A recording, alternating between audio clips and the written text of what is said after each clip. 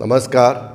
माझ्या महाराष्ट्रवासियांनो, मी काही दिवसापूर्वी अर्थसंकल्प सादर केलेला आहे. तो तुम्ही सर्वांनी पाहिला असेलच. राज्याच्या अशा प्रकारच्या ऐतिहासिक अर्थसंकल्प सादर करण्याचं भाग्य मला लाभले याचा मला सार्थ अभिमान आहे. या अर्थसंकल्पात माझी लाडकी बहीण या योजनेची घोषणा करण्यात आली आहे.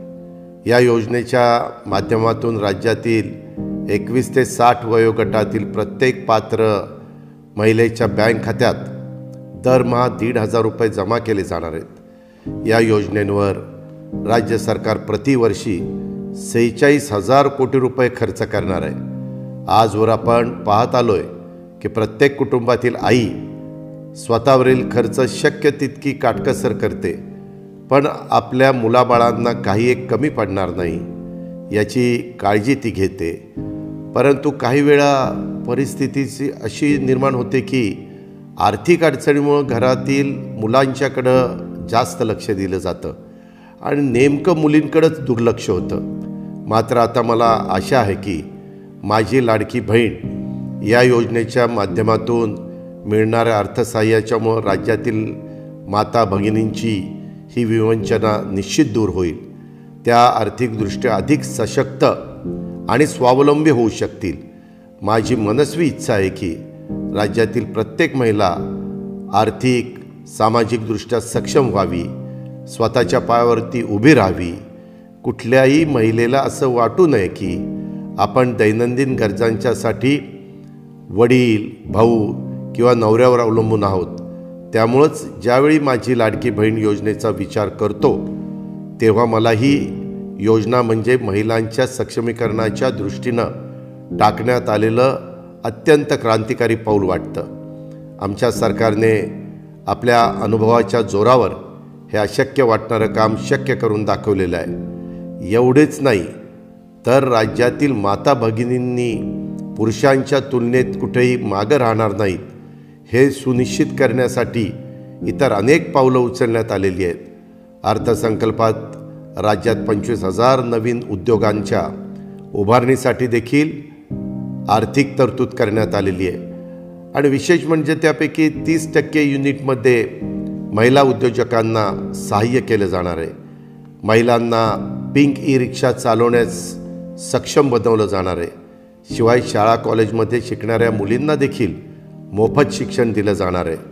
आणखी एक महत्त्वाची योजना म्हणजे युवा कार्य प्रशिक्षण योजना. आणि या योजनेच्या माध्यमातून आपल्या राज्यातील तरुण तरुणींना औद्योगिक प्रशिक्षण आणि सोबतच 10,000 रुपयेपर्यंतचा स्टायपेंड दिला जाईल. महिला, तरुणींच्या सक्षमीकरणाच्या बरोबरीनं राज्याच्या आध्यात्मिक सांस्कृतिक परंपरा जपण्याचा आणि पुढं नेण्याचा शासनाचा प्रयत्न आहे.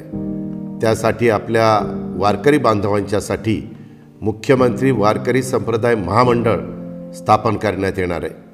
पंढरपूर वारीला जागतिक नामांकन मिळावं यासाठी देखील युनेस्कोकडे प्रस्ताव पाठवणे, वारीतल्या मुख्य पालख्यातील दिंड्यांना प्रतिदिंडी 20,000 रुपये देणं असे अनेक महत्त्वाचे निर्णय आम्ही घेतलेले आहेत. राज्यातल्या वारकरी बांधवांच्या पाठीशी भक्कमपणे उभं राहणं आणि वारकरी संप्रदायाची परंपरा पुढच्या पिढीपर्यंत समर्थपणे नेणं यासाठी मी आणि आमचं राज्य शासन बांधील आहे.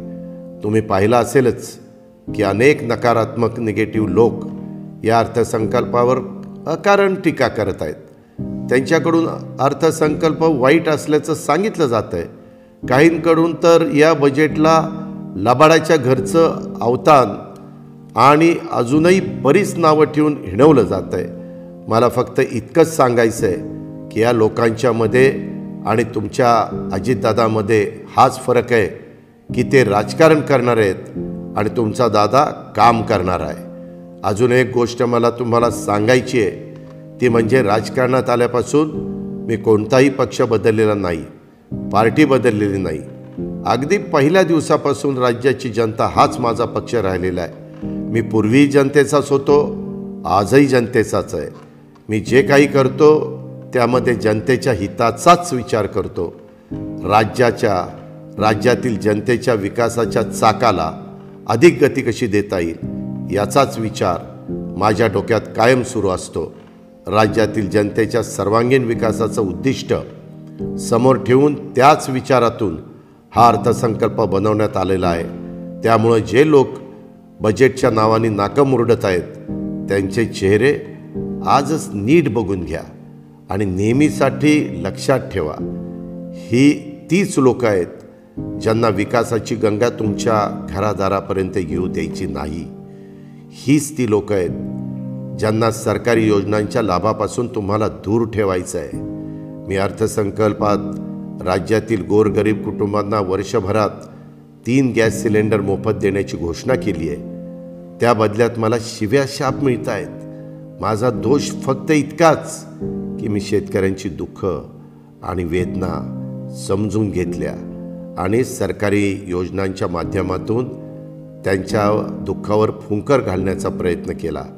अर्थसंकल्पात आम्ही 44 लाख शेतकऱ्यांचं वीज बिल माफ केलं आहे। हे सहन होत नाही म्हणून विरोधकांनी मला शिव्या द्यायचं ठरवलेलं दिसतंय। आम्ही कांदा उत्पादक शेतकऱ्यांना गेल्या वर्षी 350 रुपये प्रति क्विंटल अनुदान दिलं, तर त्यांचा विरोध का? यावरूनच कोण महाराष्ट्रातील शेतकऱ्यांचा विचार करत आहे आणि कोण शेतकरी विरोधी आहे हे आपल्या लक्षात आलं असेलच। काही जण अर्थसंकल्पात शेतकऱ्यांच्यासाठी पुरेशा रकमेची तरतूद नसल्याची तक्रार करतायत। मी जेव्हा अर्थसंकल्प सादर करत होतो त्यावेळेस बहुतेक ही लोक झोपलेले असावेत। आम्ही दूध उत्पादकांच्यासाठी प्रति लिटर 5 रुपये अनुदान जाहीर केलं आणि या लोकांना त्यांची खबरबात देखील नाही। आम्ही कापूस आणि सोयाबीन उत्पादक शेतकऱ्यांच्यासाठी हेक्टरी 5,000 रुपये बोनस जाहीर केला। धान उत्पादक शेतकऱ्यांच्यासाठी हेक्टरी 20,000 रुपयाचा बोनस त्या ठिकाणी दिला जातोय। इतकं सगळं करून देखील हे लोक आम्ही काहीच केलं नसल्याची बोंबा मारतायत। त्यात तथ्य नाही। अर्थसंकल्प ग्रामीण भागावर विशेष लक्ष देणारा आहे, पण माझ्या विरोधकांना त्यांचं काय राज्याच्या विकासाशी ह्यांचं काही धेणं घेणं नाही आहे। त्यांना फक्त राजकारण करायचं आहे। गावगाड्यातील रस्त्यांच्या बांधकामासाठी दुरुस्तीसाठी आम्ही 7,600 कोटी रुपयांचा निधी दिला, पण त्यांच्या पोटात दुखायला लागले। गावखेड्यातला माणूस लवकर शहरातनं पोचून तिथलं काम आटपून रात्री जेवणासाठी घरी परत यावा याची व्यवस्था आम्ही करतोय आणि विरोधकांच्या पोटात कळा यायला लागल्यात। येणाऱ्या विधानसभा निवडणुकीसाठी आमचा एकच मुद्दा आहे, तो म्हणजे विकास। विरोधकांच्याकडून तुम्हाला वेगवेगळ्या पद्धतीनं फूस लावण्याचा प्रयत्न केला जाईल, पण तुम्ही मात्र अशा प्रकारच्या घाणेरड्या राजकारणाला अडकू नका। तुम्ही फक्त याकडं लक्ष असू द्या की तुमच्या दारामध्ये विकासाची गंगा कोण घेऊन आलंय, विकासाच्या मुद्द्यावर कोण बोलतंय आणि तुमची कामं कोण करतंय, कुणाचा ट्रॅक रेकॉर्ड आहे काम करण्याचा, काम करून घेण्याचा आणि काम करून दाखवण्याचा। हे लक्षात घ्या। केवळ भाषणबाजी करणाऱ्या नेत्यांपासून जरा जपूनच आणि दूर राहा। जे नेते काम करत आहेत त्यांच्या पाठीशी उभे राहा। त्यामुळे शेतकऱ्यांचं वीज बिल कमी झालं। सोलापूर पाटबंधारे प्रकल्प, Pune Pimpri Chinchwad metro, Kharadi IT park, Baramati hi tech